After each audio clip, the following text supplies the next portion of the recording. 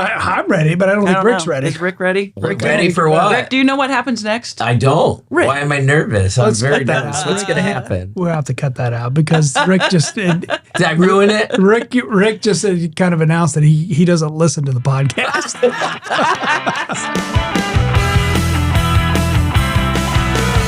Hello, it's great to be with all of you for Worth the Journey, a Worthington Schools podcast. My name is Angie Adrian, and I get to serve Worthington Schools as the Assistant Superintendent of Academics. And I'm Jeff Maddox. I am the Director of Human Resources for the Worthington Schools. And together we are your hosts for this podcast and appreciate you taking the time to hear the stories of those that we get to work alongside of in Worthington Schools. We're a district of about 11,000 students and 1,400 staff. We take a lot of pride in building those strong relationships with others, which truly impacts our culture. We know that in Worthington Schools, everyone has a story to tell, but not everyone has someone to listen. So for our listeners out there, thanks for tuning in and listening to today's Worth the Journey podcast. You can find us on Spotify, Apple, Google, and our school website, or wherever you get your podcasts. Over the next 3 episodes, Jeff and I will take you through the tapestry of traditions that make our district so delightfully diverse. Our first tradition begins at the elementary school, specifically Granby Elementary School. And with us today is a teacher who defines what it means to be a Granby Gator. He is a dedicated and a visionary leader. He stands out among his colleagues for his unwavering belief in creating lasting traditions for both students and staff. With a heartfelt passion for fostering a sense of community and belonging, he tirelessly works to establish strong bonds with others while instilling this sense of pride and identity within the school community. Our guest today is a bit of a prankster. That's true. He's a prankster, and he's already laughing. Yeah. Bit of a prankster. Guilty as charged. Something, we heard his voice. Something about chewing gum in PE class. But he also knows how to build, repair, and ride a bike. What kind of bike did you have when you were a kid? Bike in the 70s was a thing. Yeah, right? you know. It was like you were identified by the bike you rode around in the neighborhood. And I think you were something special when you got the 10-speed. I have to admit, I had the banana seat bike. Nice. Did you have the basket on it or no basket? Oh, no, I had a basket. You had a basket? Absolutely. Yeah, I had to carry my stuff, right? Remember the big wheel? Oh, yeah, I remember the big wheel. The green machine.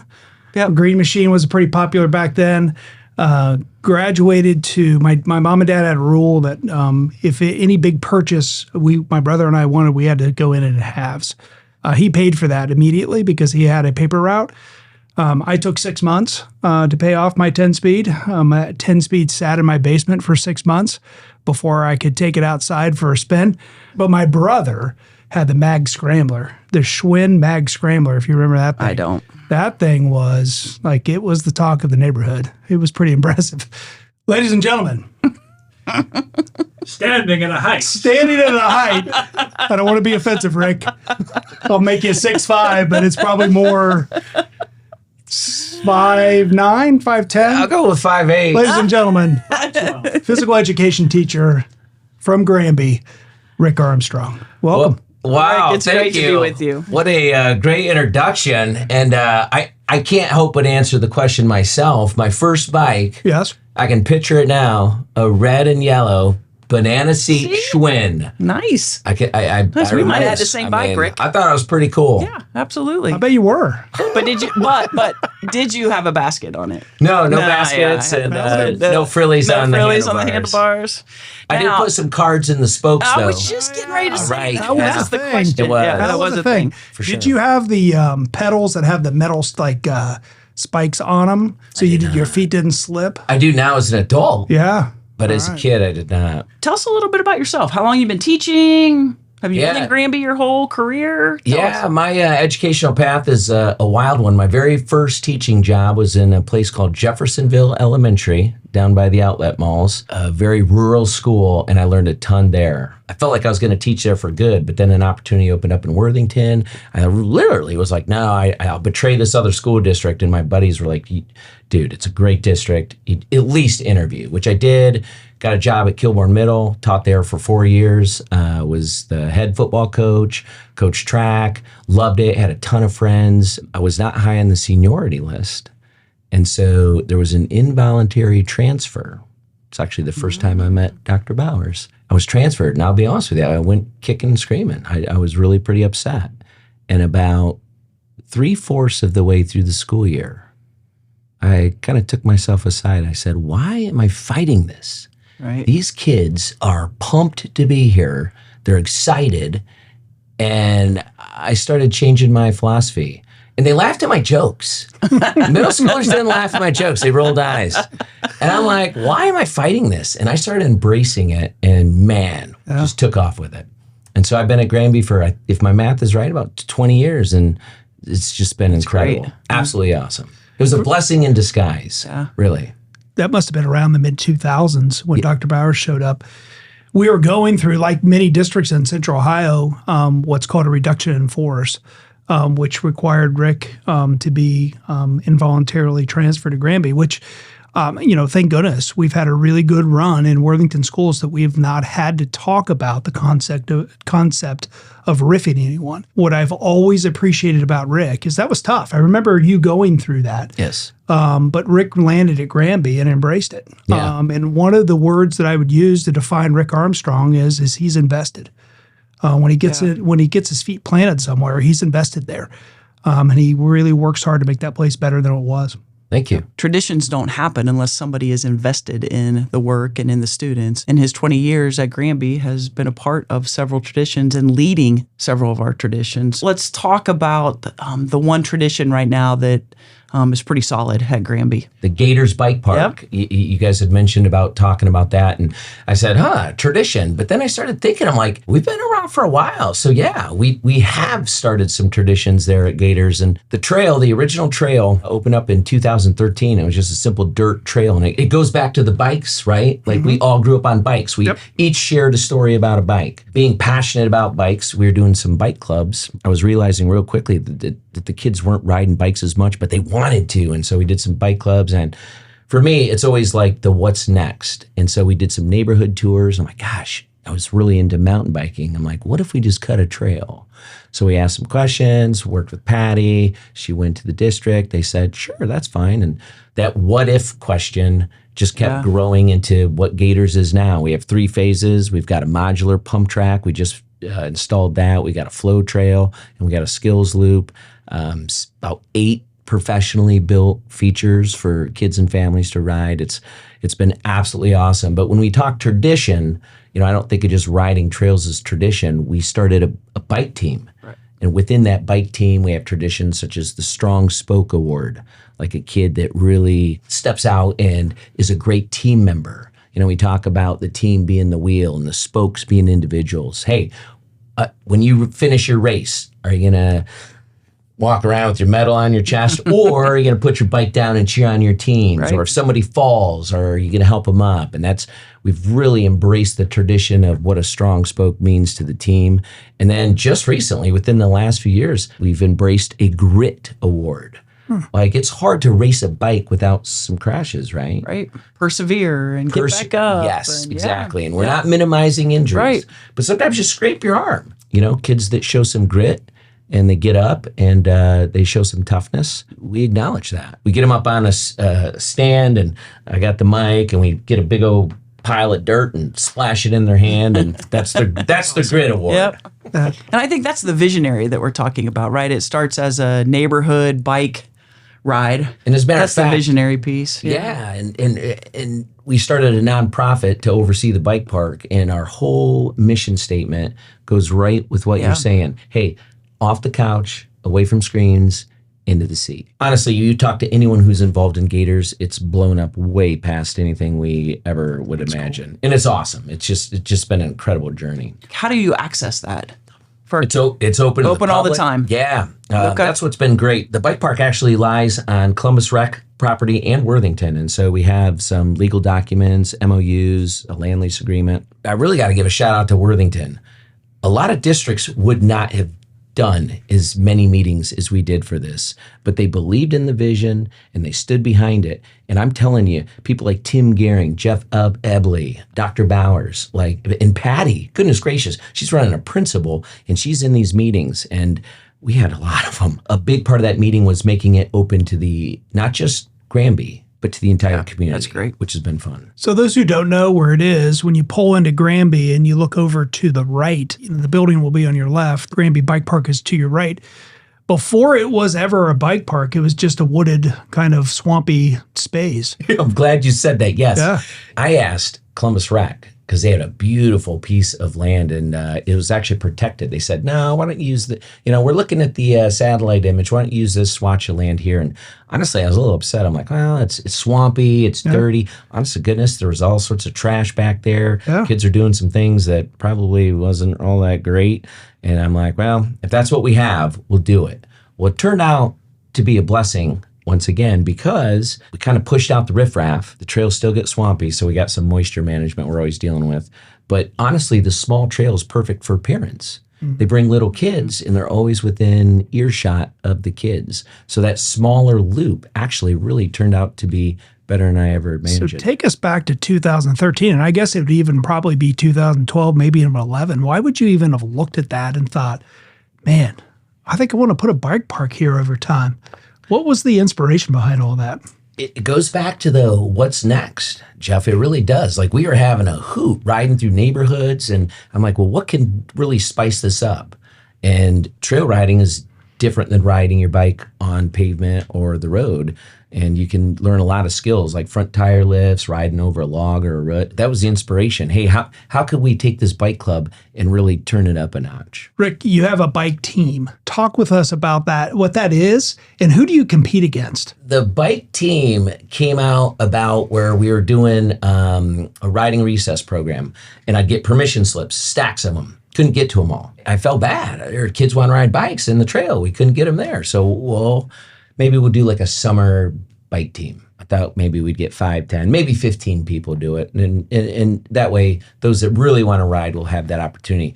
That first year in 2017, we had 63 kids sign up, and I panicked. So I called my buddy. I'm like, buddy, help me coach, please. So there's 2 coaches, 63 riders. Every single year, our coaches and our team continues to grow.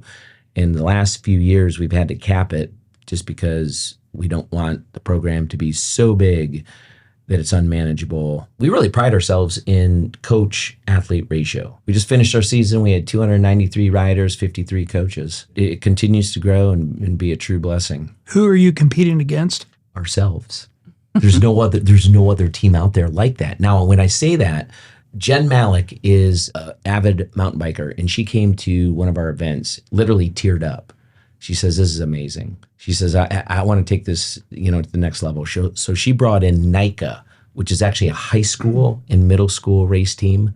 And so our Gators, if they really get into it, they can go to the NICA program. But in terms of an elementary team, there are none. So we just race against ourselves, honestly. So for those who are listening and are not part of the Worthington schools, but are another school district, and you happen to have connections to elementaries, Granby Gators are looking to take you on. We challenge you to create your own bike team, and the Granby Gators would gladly invite you over so they could beat you. Well, interestingly enough, too, Jeff, we have 23 districts. We take anyone and everybody. So we have 23 school districts that ride under the Gators. Mm-hmm. That's pretty cool to say. And we've got everything from balance bikes to high schoolers and everything in between. Other coaches have said, Gators has gotten so big, maybe we make a satellite team, then we can compete against each other. Again, what if or what's next scenarios. It's been in the mixer. I don't know if it'll ever come into fruition. But when I was serving as principal at Worthington Kilbourne High School, right across the street from Granby, there was something that took place called the Wellness Warrior Run. Yes. So I don't know that still happens, but that was a tradition. Yes. Has the bike park kind of taken the place of that? Tyler Hollinger and we started that thing, and it was just the Granby kids. Yep. Once again, what's next, right? So we kept opening it up. And that first run, my goodness, I would guess we probably had maybe 70 kids. And then our last run 10 years later, we put 1,300 people across the finish line. And for me, wow. and Tyler, oh my goodness, it was I remember it being 1,300, really muddy.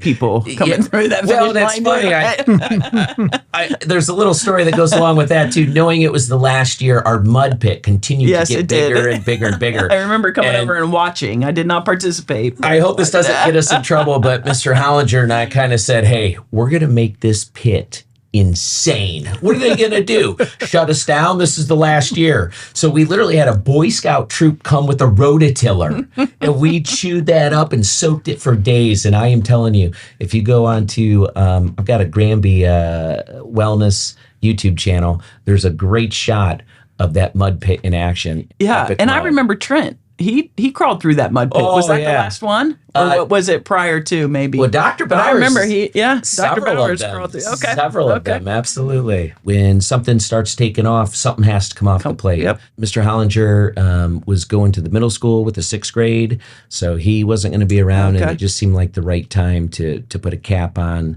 the Worthington Wellness Warrior Run. And the bike park at that time was just taking off. Yeah. And so, yeah, to your point, the Warrior Run, we shelved that, loved it. Still great memories. I love going through all the pictures and the videos. But with the bike park taking off, that's kind of been the new thing. I said we could do a lot of things mediocre, or we could do a few things really well.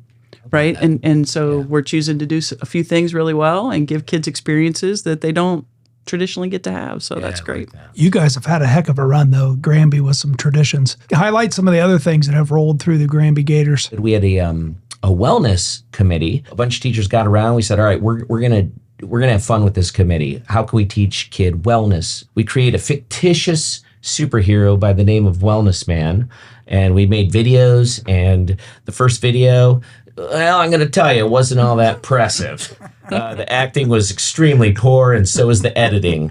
But we did 10 years of it. You didn't have a Corey in I your was life, just getting did ready you? to say you didn't have a Corey Carter. No, I would have tapped into that resource, no doubt. But man, that 10th episode is absolutely phenomenal. In fact, there's just this week, not even kidding around, Alex, fourth grader, came in 2 days ago. Mr. Armstrong, where's Mr. Wellness Man? I'm not even kidding. I said, Alex, I think it's so funny you asked that, because at some point the kids will kind of forget the movie's been over for a while. Yeah. So we had a whole discussion on Mr. Wellness Man and how that tradition was such a great part of Granby for so many years. If you know the Wellness Man. I've met him once You've before. met him? Handsome fella. handsome guy. You might want to inspire him just to make just a impromptu cameo again. That'd be pretty cool. He has done that from time to time. Yeah, that's pretty cool. He has been known to fly in. Just to fly in, drop in. Fly in. Just Yeah. give him, it's been a few years, Jeff, but he has been known to do that. Talk to us about the Granby Gator Rock Band. Oh, the Swamp That's another, Things. yes. Yes, the Swamp Things have been wonderful. Here's what's great about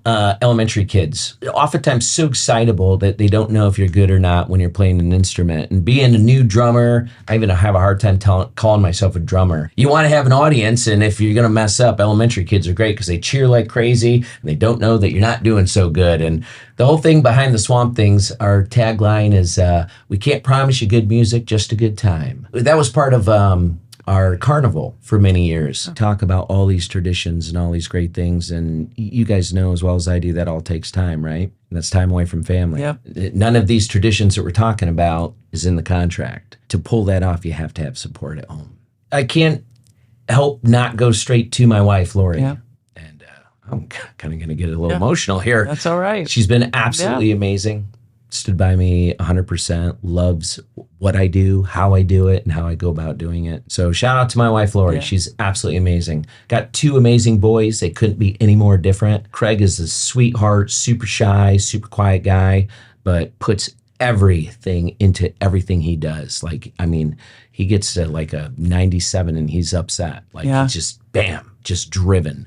And then Brody, my younger son, he's a bull in his china shop. He comes and, man, he's got his Hawaiian shirt half buttoned up. And he's like, woo. But he's got a soft, sensitive side to him too, and still says "I love you" when he's hanging up. And he's a middle schooler, so I'm just loving that. And he hugs us every time and kisses us before night. So that rounds out our army of 4. That's what we call ourselves. The army Now, do they of 4. all bike? Yes, both Craig and Brody, they're on our highest biking team. Yeah. And Coach Ryan Houston, our Ripper coach, had nothing but great things to say about both of them, their work ethic. And Huey will lay it out. He'll tell you if the kids aren't doing well. Yeah. And I'm always quick to tell the boys, hey, man, your coach is super proud of you, how hard you're working. And Did you say Ripper coach? our bike team is grouped into balance bikes. Okay. The next group up is our rollers. Okay. And then we have our shredders, our shredder plus, and then our rippers, and then our rippers elite. Our rippers elite are our fastest group, and our coaches have a hard time riding with them. I mean, they're hitting the trail and they're hitting it hard and fast. That's cool. My oldest son is a big mountain biker. He went to West Virginia University, so he was in the mountains of West Virginia mountain biking. Pinnacle of mountain biking, yeah, right? loves it. But as a dad, you get a little nervous. Let's be honest. You're back in those trails by yourself. Right. Safety first, right? I took the boys to snowshoe as part of our summer. And that was one of those things, Jeff, where I was like, all right, they're ready for it. But man, as a dad, you're like, these are some hardcore trails and I know they're ready, but I mean, things can go wrong if you're riding too aggressively. And we talk a lot about riding within your ability.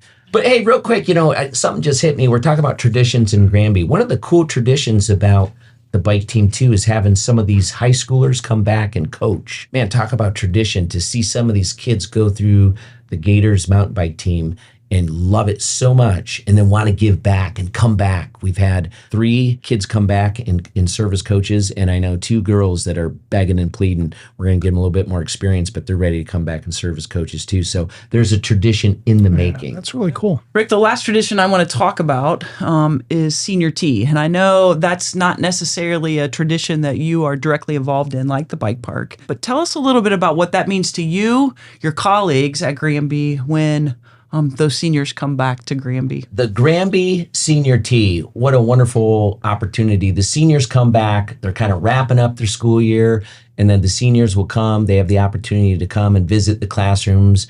When they come to the gym, oftentimes I'll have them playing with the elementary kids, which is great for the little kids. They get to play with the big kids. But it's an opportunity for the seniors to come in and kind of relive their elementary days. The Senior Tea, when I first came to Granby, I really couldn't participate, right? Because I hadn't been with the seniors. Okay. So I had to wait a little bit, right? And I was a little jealous. These teachers got to hang out with the seniors, and I'm like, I don't know any seniors yet. I'm telling you what, to have these seniors come back, you can see it in their eyes. Oh, yeah. They love it. They do love it. And I'm sure every single elementary experiences, but I'm going to speak from the Gator side.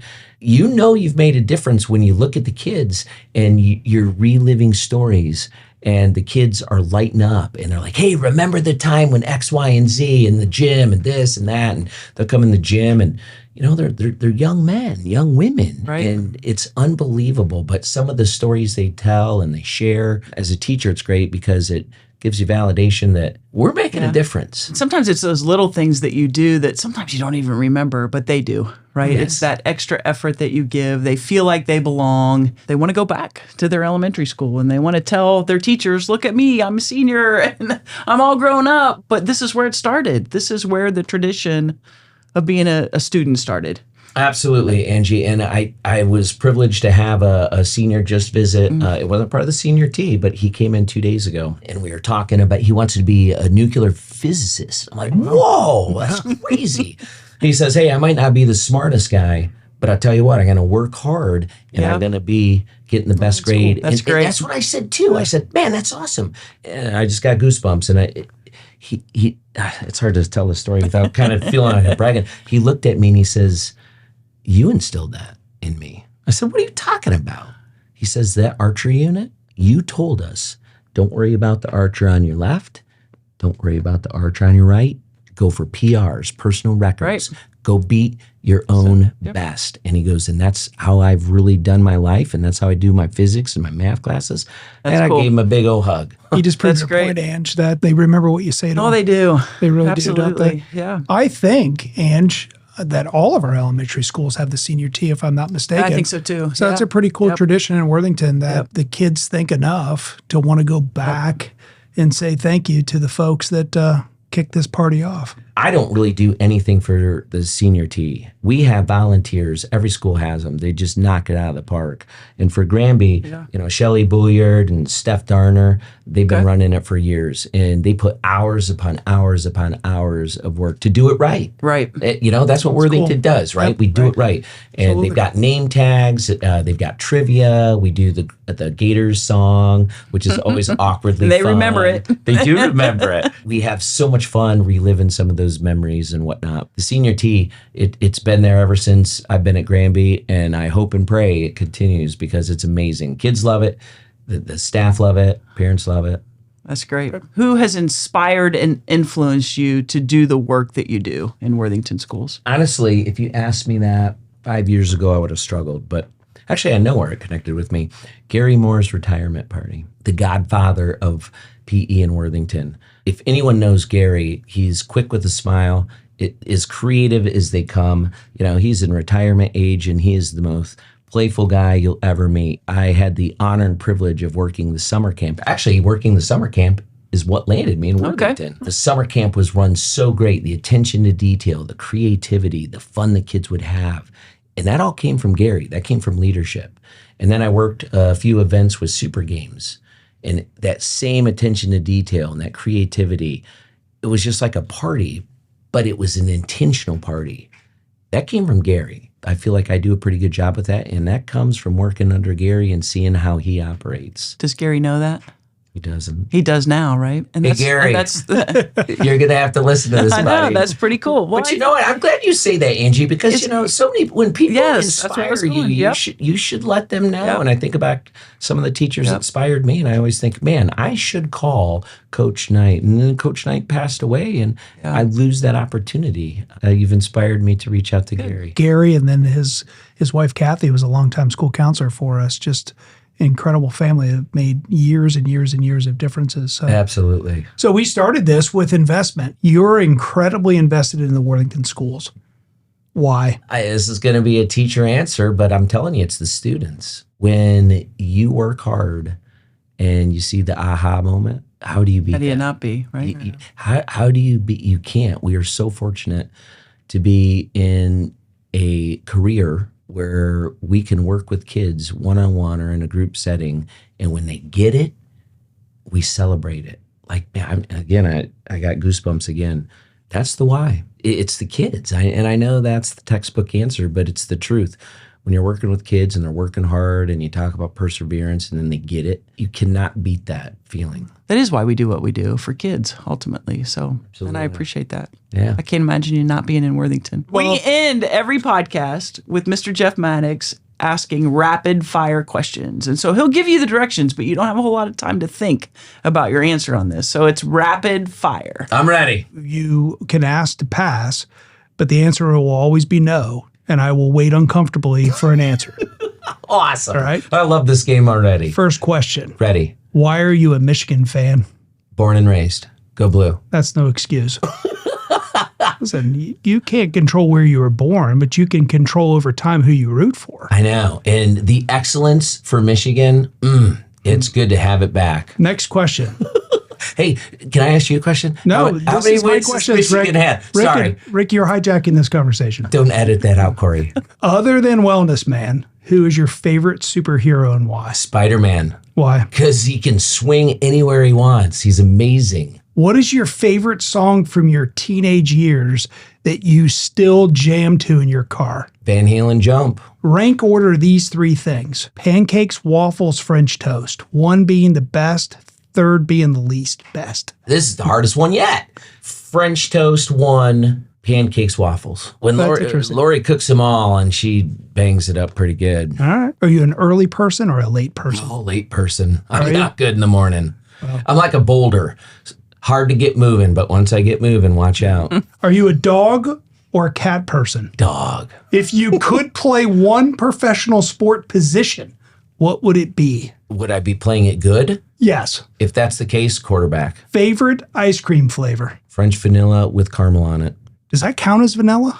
French vanilla. Man, I'm losing this one hard. If you say yes. I started with vanilla. Yeah, I know. And I was like all out on the vanilla. And I have not met with our I think you have. No, I haven't. I haven't but it's gotta have the coerced them caramel. into vanilla. Caramel topping is like, that's instrumental. Fresh vanilla and We need a caramel. ruling here. He calls And vanilla Angie a can't- base ice cream. It's a base ice cream. Corey is French vanilla. No.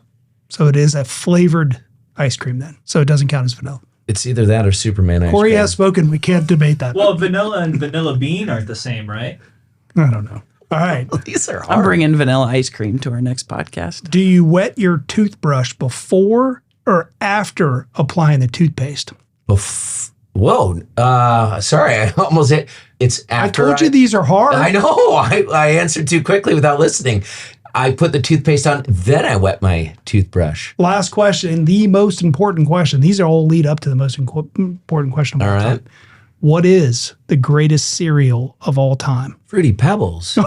Hands down. I'm dropping the mic, everybody. I'm announcing my retirement from the podcast. We have it right up top. Is everyone going with Fruity Pebbles? Listen, Is that common knowledge? For Jeff, it is. I guess that's it. I mean, look, I don't even know what to say about that. I mean, that was like a stumper. It was. And I'd like to say there's without hesitation. Yes. Like it's almost fact. No, it almost is 100% fact. Well, Rick, thank you so much for taking the time to talk with us and talk with our audience today. We appreciate you being here. Well, I appreciate you having me. It's an honor and a privilege, and it was a lot of fun, actually. Awesome. Thanks, Rick, Thank you. for making Thanks. an incredible difference. Thank you. Thanks for tuning in to today's Worth the Journey podcast. You can find us on Apple, Spotify, Google, our Worthington Schools website, or wherever you get your podcasts. A big thanks to Corey Carter and our communications team for making this podcast a reality. And of course, to our students at The Ohio State University in the communications department. The journey may not always be easy, but it'll definitely be worth it. Thanks for taking care of each other, and have a great day out there.